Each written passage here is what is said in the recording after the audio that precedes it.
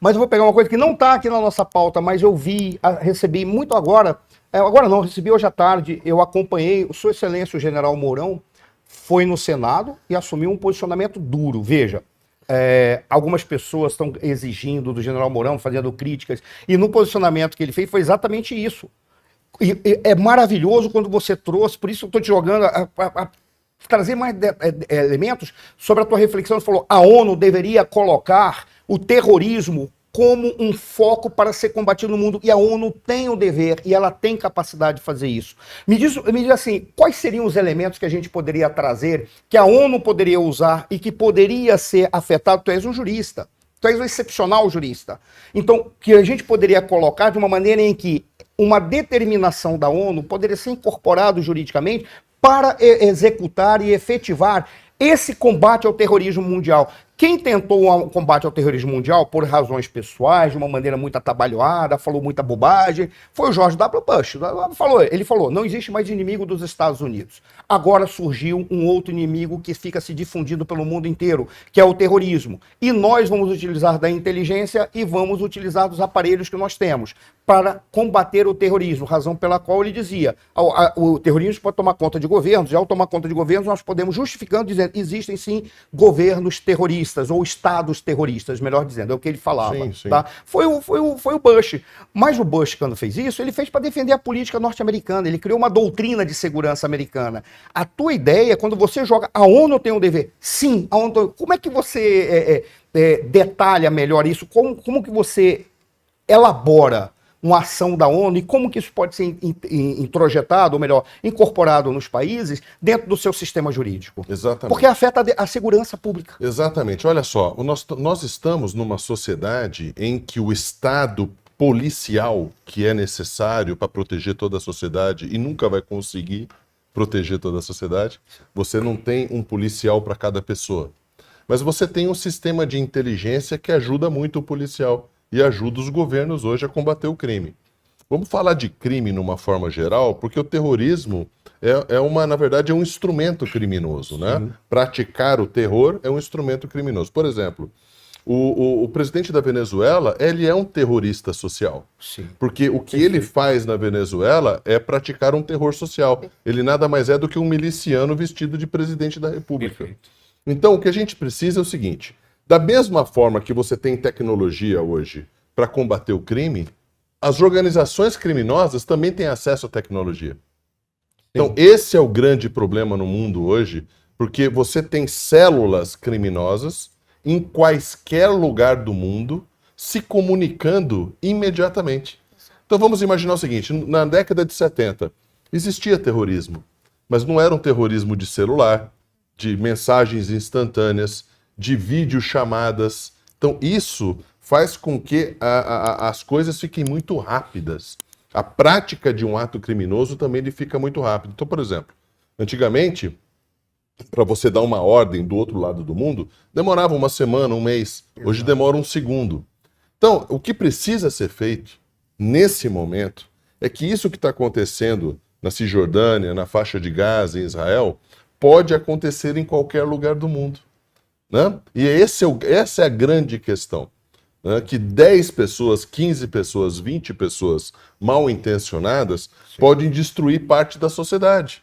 Então, como é que um governo não vai vamos dizer, ter isso como uma questão primordial? Né? A gente fala aqui no Brasil, será que nós temos segurança de fronteira? Nós temos... Todos os países que fazem fronteira terrestre com o Brasil só trazem problemas para o Brasil. São países pobres que exportam problemas para nós todos os dias. E como é que, se nós não conseguimos, se os Estados Unidos não conseguem, a maior potência do mundo, se a OTAN tem dificuldade com segurança nacional, você imagina os países pobres, o que são vulneráveis a esses grupos. Vide, por exemplo, os países do Oriente Médio. Que cada país do Oriente Médio, em virtude da sua tirania governamental, acaba, né, alimentando esses grupos. Porque esses grupos, muitas vezes, interessam ao governo. Né?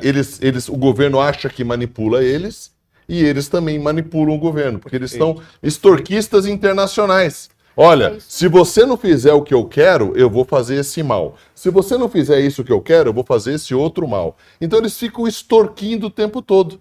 Eles ficam jogando com isso, porque, vamos ser sinceros, se dependesse dessa raça aí, de criminosos, para ter um antibiótico e um ar-condicionado, a humanidade já tinha morrido inteira. Perfeito. Porque eles não produzem nada. Eles não plantam, eles não inventam nada, eles não estudam, eles não fazem nada de bom para a humanidade, eles não querem saber de desenvolvimento. Na verdade, a moeda de troca deles é o atraso. E o pior de tudo, Suano, é que os dirigentes desses grupos moram em Paris. Estão lotados de dinheiro.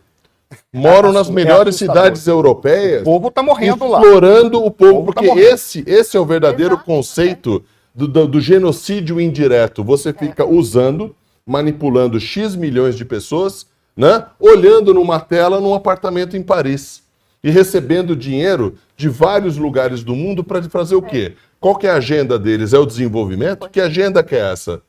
Isso não é uma agenda. Se existe uma agenda no mundo hoje, é para melhorar a vida das pessoas e não para piorar a vida das pessoas. Ô, Scaf, deixa eu fazer uma pergunta para ele aqui, Suano. Scaf, você vê que nos últimos anos começou a ter, não só no Brasil, mas internacionalmente, uma certa proteção aos criminosos, ao invés de você ter efetivamente planos que possam,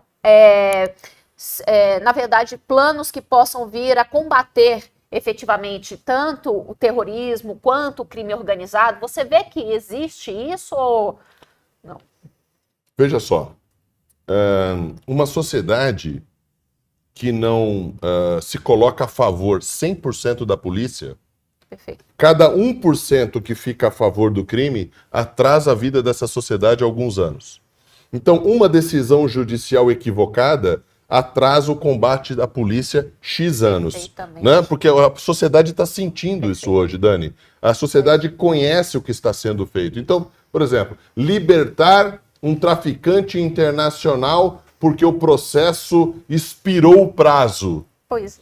Isso gera uma revolta, porque a polícia lá atrás fez um trabalho hercúleo, o Ministério Público fez um trabalho hercúleo, o juiz de primeiro grau também, o de segundo grau, o STJ, desculpa, e posteriormente, uma decisão monocrática acaba com tudo. Para dizer o seguinte, olha, todo o trabalho que vocês fizeram lá atrás não aconteceu. Né? É a mesma coisa o trabalho de inteligência policial. A gente não pode só ter uma polícia forte. Nós temos que ter um trabalho de inteligência policial. Vou dar um exemplo aqui. Você sabe que existe uma coisa chamada flagrante esperado.